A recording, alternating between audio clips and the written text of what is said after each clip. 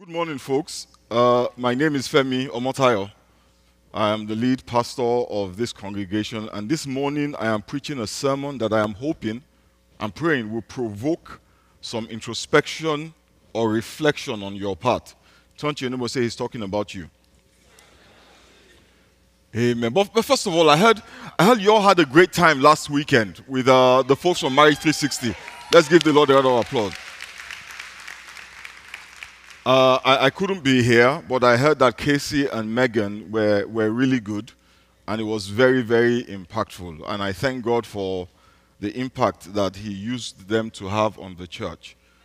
But this morning, I want to thank Pastor AK, my wife.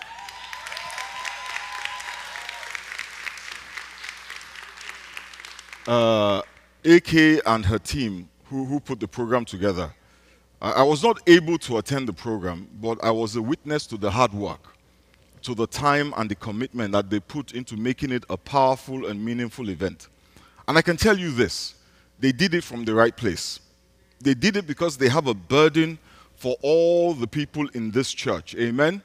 I can't count the amount of days that late in the night they were having meetings.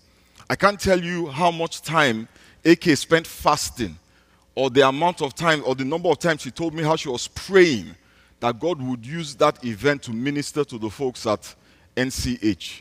So guys, please join me, please, and let's give them another round of applause. Can AK, please, can you stand? And AK, stand up. And the other members of the team, where's Yemi, Ola, all the folks who were involved in planning that event. Let's just give them a round of applause. Some of them are here. Amen. Where are the rest of them? Some of them are not. Thank you. God bless you. Hallelujah. Amen. You know, it's important to give people their flowers while they are here. It would be horrible if it is when their time passes that we now say, oh, this person was wonderful. No, you guys have been awesome. You guys are amazing. I'm really grateful. Amen. Okay, let me preach. So if I asked all of us in this room this morning to define what it means to be a Christian, I'm sure you will get many different answers, as many different answers as we have people here. What does it mean to you to be a Christian? Do you ever wonder what it means to be a Christian? Can I get a microphone? Because I want people to answer me. What does it mean to you to be a Christian? Anybody want to answer? To be Christ-like. Fantastic. Anyone else? Follower of Christ. Fantastic. Anyone else? Carry your cross. Okay. Somebody who says Jesus Christ is Lord over their lives. Please help me walk around so people can hear what everybody says. Anyone else? If you don't answer, I'll point you out. In fact, no, give me the microphone. Give me the microphone. Does anyone else want to tell me what does it mean to be a Christian? Huh? What does it mean to be a Christian? Yeah? What does it mean to be a Christian? Tell us what it means to be a Christian. To pretty much pattern your life according to how Jesus lived on earth. To live your life the way that Jesus lived his life. Okay, good. Let me go to the other side now because people here, I can see them shaking. No, seriously, what does it mean to be a Christian? What does it mean to you to be a Christian? Yes, Mr. Agoy.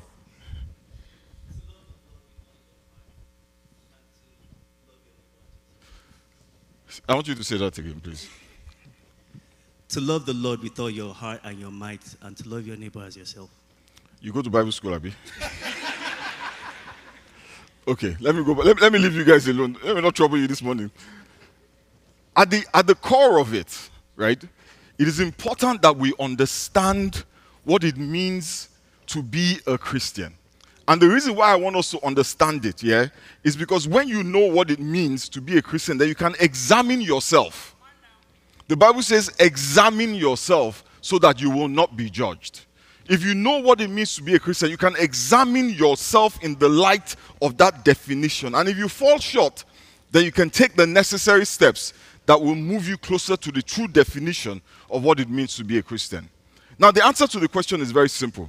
A Christian is simply a disciple of Christ, a follower of Jesus Christ. And in order for you to call yourself a Christian, you have to be a follower of Jesus Christ. If you are not a follower of Jesus, you're not a Christian. And it's possible to be in church every Sunday and not be a follower of Jesus. In the same way that it is possible to go to a bakery every day and not be a loaf of bread. It is possible to pray and not be a follower of Jesus. In fact, believing that there is a God, believing in God does not make you a follower of Jesus. Because the Bible tells us in James chapter 2 verse 19, you believe that there is one God, you do well. Even the demons believe and they tremble. So believing in God does not make you a follower of Jesus, does not make you a disciple of Jesus Christ. Let me show you what it is to be a disciple. It is to believe that Jesus died on the cross of Calvary. It is to believe that through his death on that cross, all your sins were paid for, are paid for. This is what you must believe. Nothing else. That he was born, he went to the cross, he died. And on the third day, he rose again. This is what it means to be a disciple of Christ. It is to have a confidence that his teachings are the truth and the definitive word on how you should live your life. If you sit here and say that the teachings of Islam or Buddha are valid, that Christianity is just another religion, then you are not a disciple of Christ. You are a tolerant person, but you are not a Christian. Because a follower of Christ must believe him whom they follow. And he says, I am the way, I am the truth, and I am the life. And nobody comes to the Father except through me. If you believe there is another way to get to the Father, you are not a disciple of Christ. The Bible says, can two walk together if they disagree? Can you follow him if you disagree with him? There's no agreeing to disagree.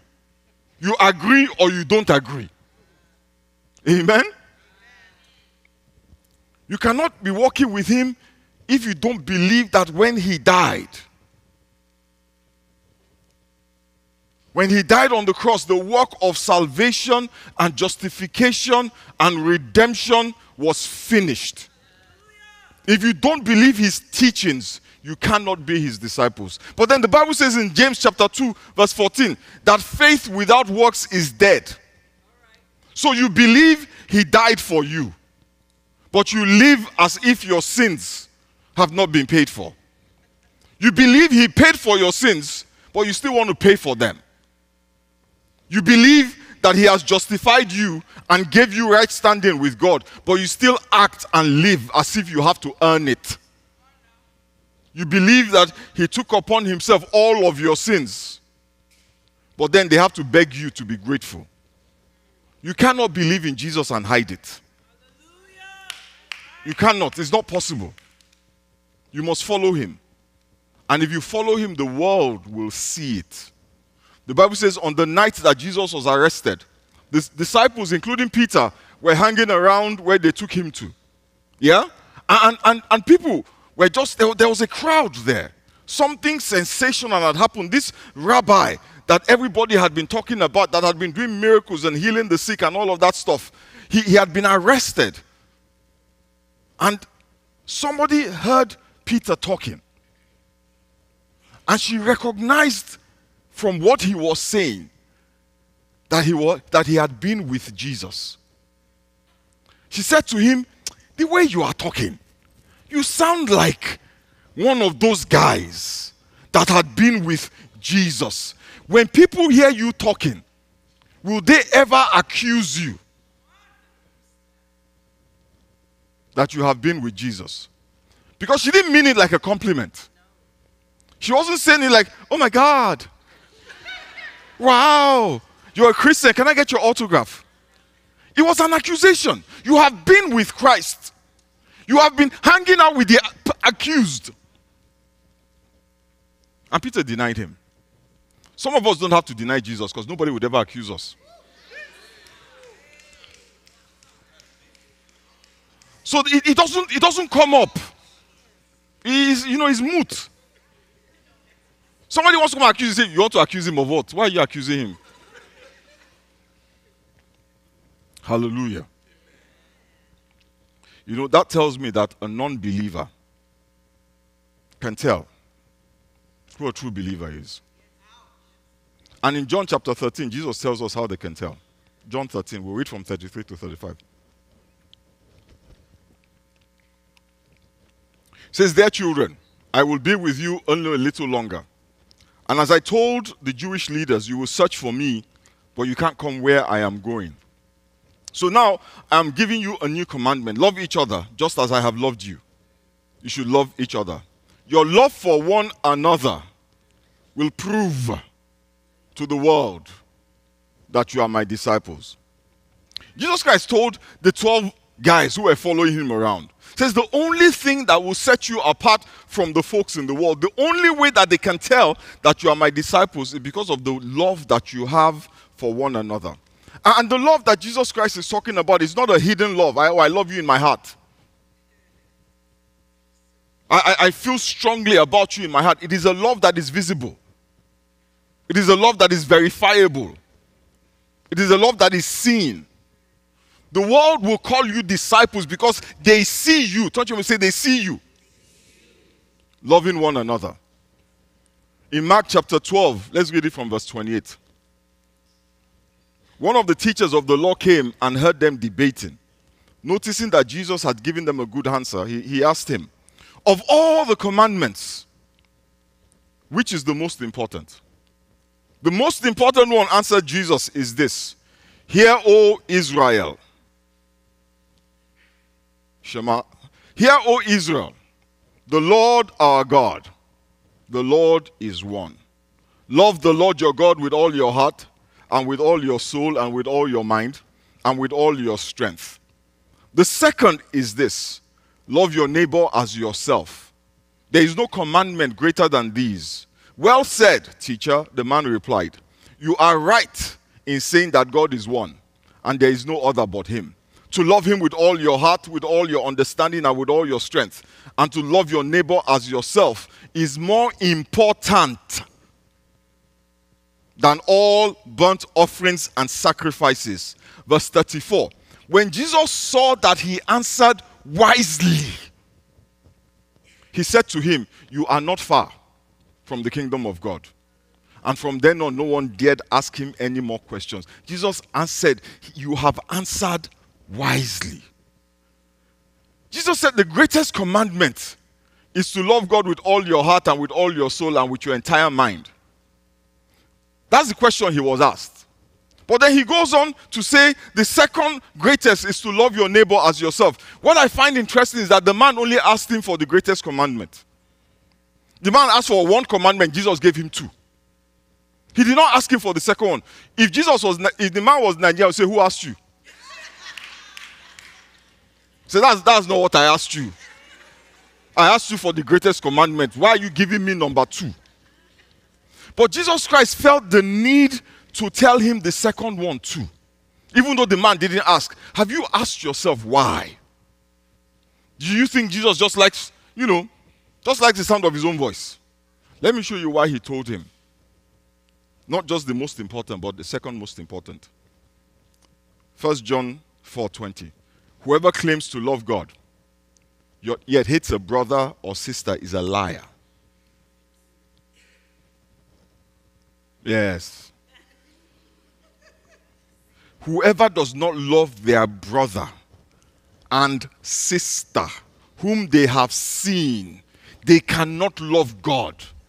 I'm telling you, they cannot love God whom they have not seen. You see, that is why Jesus told him, because you cannot have one without two. You cannot talk about the greatest commandment in isolation. It has to be one and two. You love God, you love men. You can't separate the two. If you are separating the two, then you're a liar. Because the manifestation of your love for God is your love for men. If the person sitting next to you, You cannot say you love them. And when I say love them, I love you with the love of the Lord. Don't love me with the love of the Lord. Love me practically, in real terms, in demonstrable ways. I love you with the love of the Lord. What does that mean? You know, we say all these things in Christianese. You know, we have this language that we speak that makes us feel good, but absolves us of actual responsibility. If you know what it means to love me with the love of the Lord, you will not see me hungry and turn your face. If you love me with the love of the Lord, you will not know I'm struggling and then pick up the phone and be raising prayer points over my struggles. Please let us pray for that brother. He's been struggling lately. I noticed that he came to church the other day, and if you see holes in my shoes, don't talk about it, buy me shoes.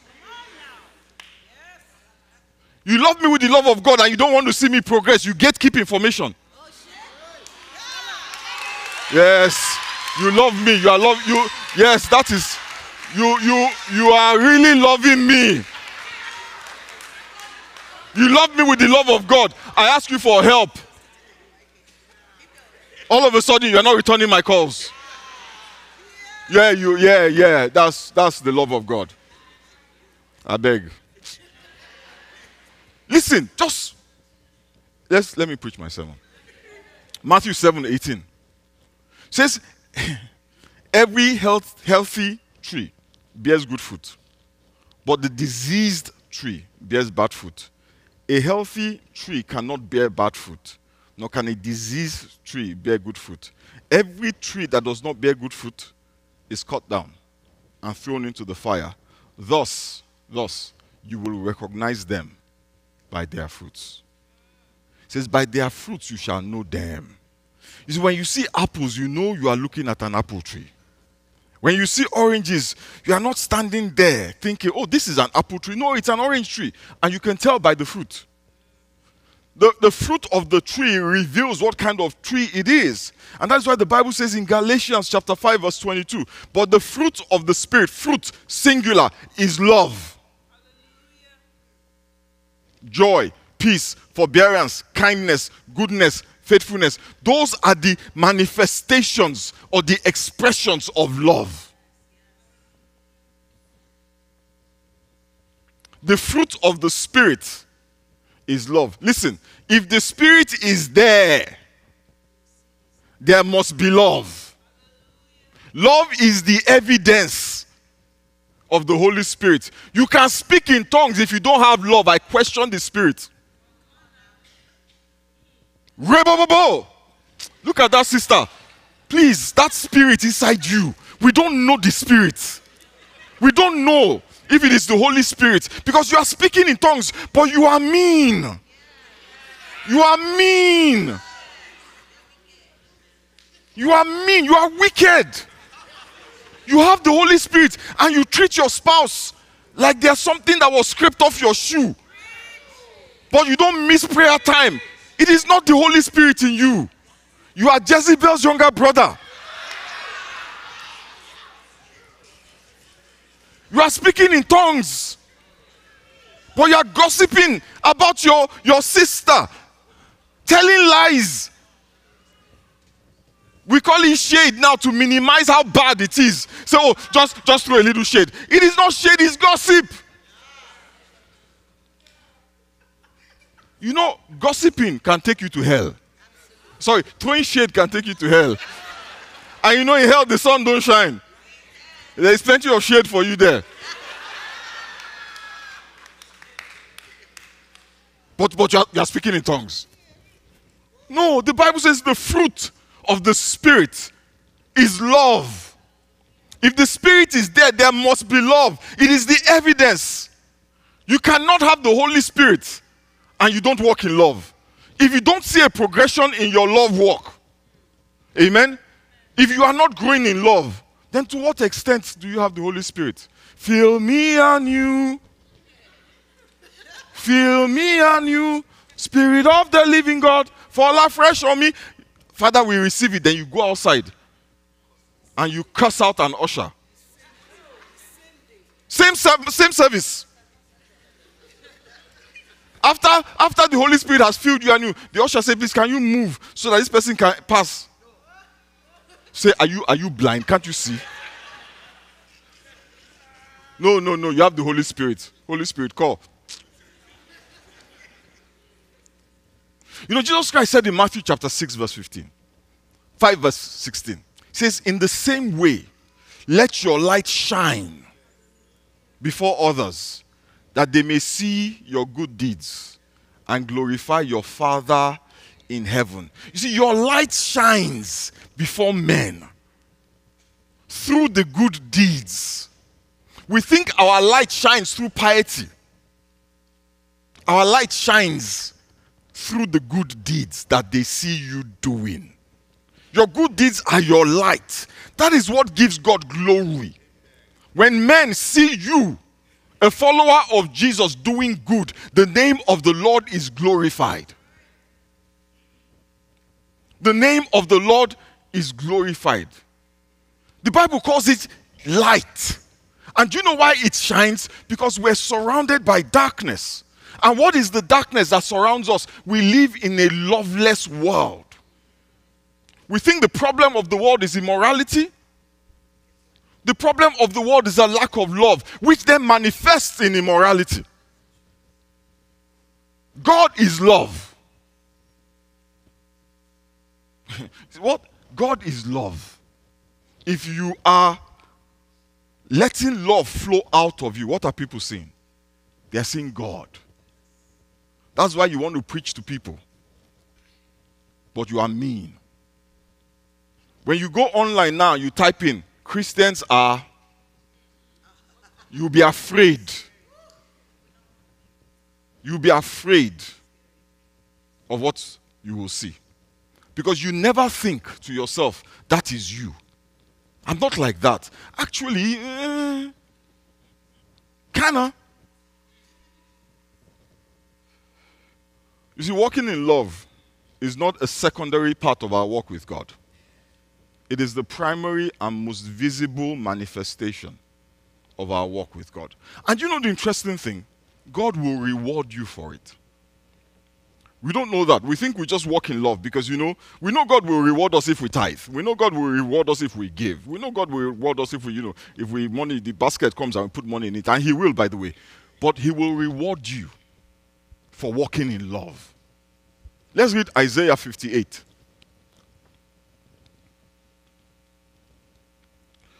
From verse 6. It says, no, this is the kind of fasting that I want. This is God speaking.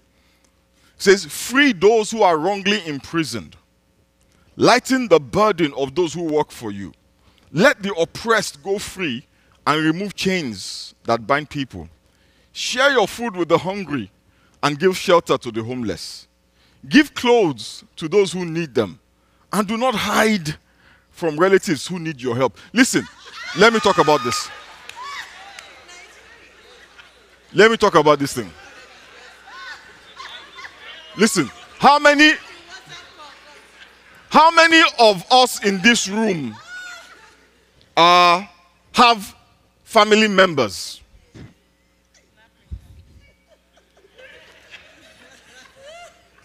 How many, if you have a family member who is less financially successful as you, raise your hand. Raise your hand. Less financially successful as you, raise your hand. Good, okay. If you have family members in Africa, right? Raise your hand. Okay, good. If you are in the habit of ignoring WhatsApp messages, because some of us, once we see 2, 3, 4, just put the phone down. Say, answer the call now. They just want to ask me for money. Am I an ATM? Every day, money. It's because you have, they're asking you. If you don't have, nobody will ask you.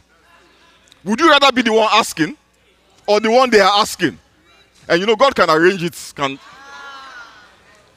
God forbid. He says, share your food with the hungry and give shelter to the homeless. Give clothes to those who need them and do not hide from your relatives who need your help. Some of us would rather feed every hungry person than help our relatives.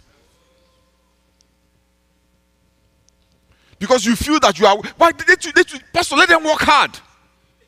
I worked hard to get here. You think it's by beans? No, it's hard work. They should work hard. You see, it is the mercy of God that has kept you. Bible says that the race is not to the swift. It is God that shows mercy. You are in this chair this morning. You drove here in the car that you drove here on.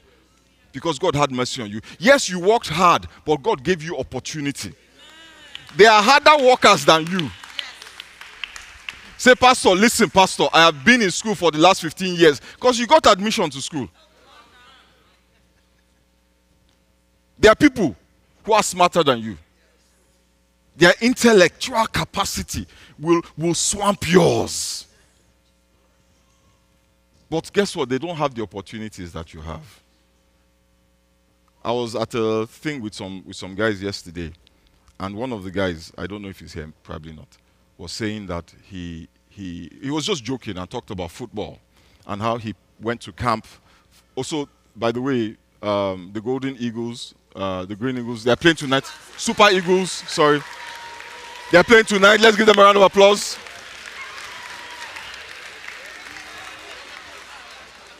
By the way,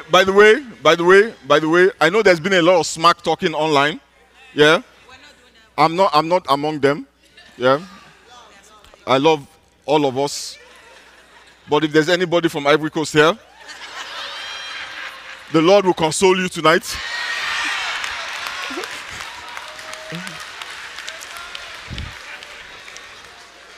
The Lord will comfort those who need comfort. But anyway.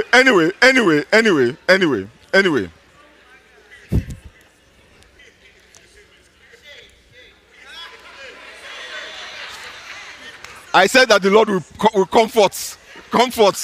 To the pure, all things are pure. Hallelujah. We have to open our hearts and our hands. This guy was talking about how he went to camp for different stages of the football program. But he didn't have the money to bribe his way onto the team. If that guy had the money to bribe his way onto those teams, God knows where he would be now. I know a guy who is sitting here, good football player, had an injury. Doesn't play football anymore. If that guy did not have that injury, where would he be now? So you that did not have injury, you that somehow God helped you, and you are here, try and climb down from that high horse. Because you can fall.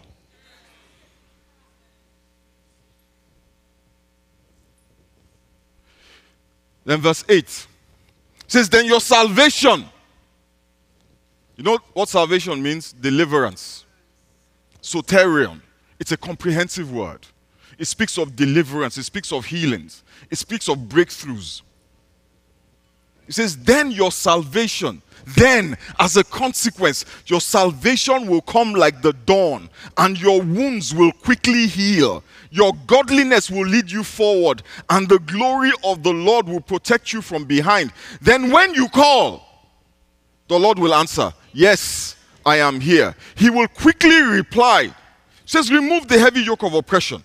Stop pointing your fingers and throwing shade. Gossiping. Stop spreading vicious rumors. It says, feed the hungry. Help those in trouble. It says, then your light will shine out from the darkness, and the darkness around you will be as bright as noon. The Lord will guide you continually, giving you water when you are dry and restoring your strength. It says, you will be, church, say you will be like a well-watered garden, like an ever-flowing spring. When you read these scriptures, you see the Lord describing different things. He says, free those who are wrongly imprisoned. Lighten the burden of those who work for you. Let the oppressed go free. Remove the chains that bind people. Share your food with the hungry. Give shelter to the homeless. Give clothes to those who need them, or shoes. And do not hide from your relatives. Answer the call. says, remove the heavy yoke of oppression. Stop pointing your fingers. Stop spreading rumors. Stop gossiping. Feed the hungry. Help those in trouble. These are practical demonstrations of love. These are acts of kindness.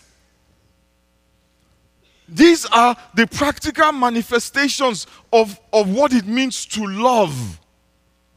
This is what a loving person does. But the Bible says with every act of love there is a reward. And these are the rewards of love. It says your light will break forth like the dawn. And your healing will quickly appear. It says your righteousness will go before you. And the glory of the Lord will be your rear guard. It says then you will call. And the Lord will answer you. It says when you cry for help, the Lord will say, here am I.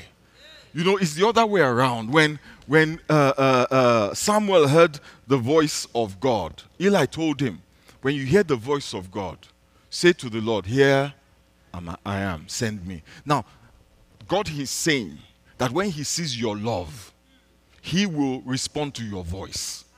You know, we're always talking about God, us responding to God's voice. God says that when you walk in love, says you will cry out and I will not only answer, I will say, I am here. If you want to summon God, we think praise and worship summons God. You see, let me tell you something about praise and worship. It helps us feel the presence of God. God is always there. Yeah? We can't invoke him. He's not a genie. You just rub the bottle with some praise and worship and then he'll come down. No. That's not what the Bible teaches us. And God is not so insecure. Right? You know, he needs us to flatter him. Oh, thou who sittest in the throne of the heaven. I know I sit on the throne of the heaven. But you see, when you walk in love, he says you will summon me. And I will say, I'm here. What do you need? Can you imagine God himself telling you the key to causing him to manifest? It's not the heavy shouting that we shout in prayer. It is the things that we do. The way that we treat people. He says, if you want me to show up for you, love. He says he will guide you always. He says he will satisfy your needs. He says you will be like a well-watered garden, like a spring whose waters never fail. You know, many of us don't associate a reward with love. We think it's just what we're supposed to do. It's one of those things that a Christian does. But there's power in it. There's a lot more power in walking in love than in some of the things we think there's power in. So much power. The Lord says, if you walk in love, this is your reward. This is what I will do for you. I don't know about you guys, but if God is going to reward me for loving some of the cantankerous people that I meet, please bring them. Bring them. You know, there are people that we call hard to love. No, those are opportunities. Those are opportunities for God. So every difficult person in your life is God creating a scenario through which you can summon him. Love that person and see what God will do for you. But you know, we're so busy protecting ourselves. As if you can protect yourself for real. Love. That is what makes you a Christian. That is what God considers as light. And our light is not as bright as it could be. And that's the problem with the church. We're fighting battles on fields that we cannot win. The battle we should be fighting is for opportunities to show the world how much we love them. We don't have to agree with you to love you. But when we demonize you, trash you, call you names, then turn around and tell you how much we love you. Are you stupid? Of course you can tell the difference. Jesus Christ sat down with prostitutes, with tax collectors, people of ill repute. He sat down and he ate with them. Not to condone their life, but to give them a chance at a better life. He didn't care what people said about him. And they said stuff about him. They said he's a drunkard. And he's always at parties. Did Jesus care? All he cared about was the soul. We care too much about the wrong things and don't care enough about the right things. That person sitting next to you, that is the right thing. Care about them. Care about their life. Care about their challenges. And don't just pray for them, because some of us have the capacity to do more than prayer. Some of us do. Some of us are living in houses with rooms that we have not entered yet. Some of us have cars in our garage we haven't driven in months. Some of us have money in our bank account. We don't even know how much is there. Some of us have bank accounts that we have to sometimes say, there are people in this room like that, don't worry. Maybe it's not you, but there are people in this room like that.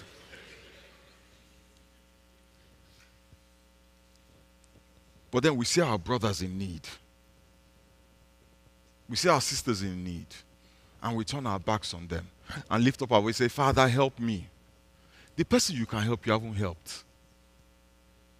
But then you want God to help you. He says, you will call me and I will say, here I am. I don't know about you guys, but man, that is powerful. That is powerful. When I read this, I was just like, really? Oh, let's go, we move. Oh, no, we move. Going forward, there's no bad person. No, no difficult person. Everybody is an opportunity. You know, when we were growing up in the faith and we pray now, they used to tell us to get a little book and write the tithe that you are giving God, so that when you are praying, you will say, God, I've been giving my tithe for the last 2 years. Don't do that. Write a book with the acts of love you have shown. Say, Lord, you know, that brother X didn't have a job. I helped him. I paid his rent for 1 year. Write that one down.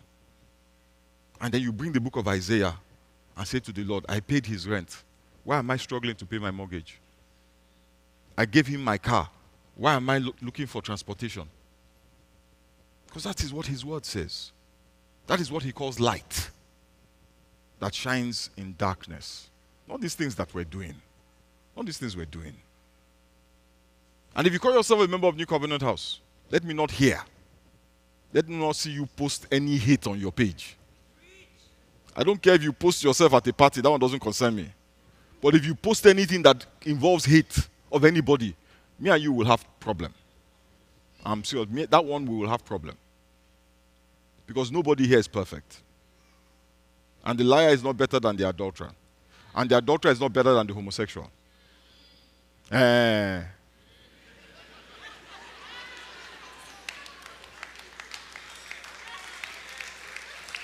are you clapping? It's the word of God, and it is the truth. Let's start using our spiritual minds. Stay in the spirit. Let us bow our heads and pray. I said at the beginning that I was hoping that I could provoke some introspection. Take a minute and examine yourself. And ask yourself, how true have you been to this definition of what a Christian is? How true have you been to showing love to the people around you, to the people closest to you, to the people furthest from you, your spouse, your family members who are less fortunate, people who do not have your strength, who do not have your opportunities.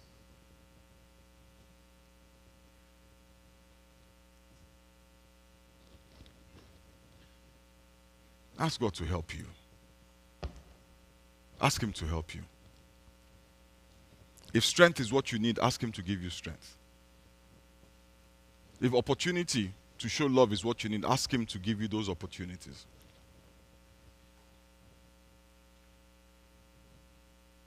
If capacity is what you need, ask him to give you the capacity. Because all of us in this room, I know that we cry out to him on a regular basis. And he's saying, this is what will make me show up. This is what will make me show up.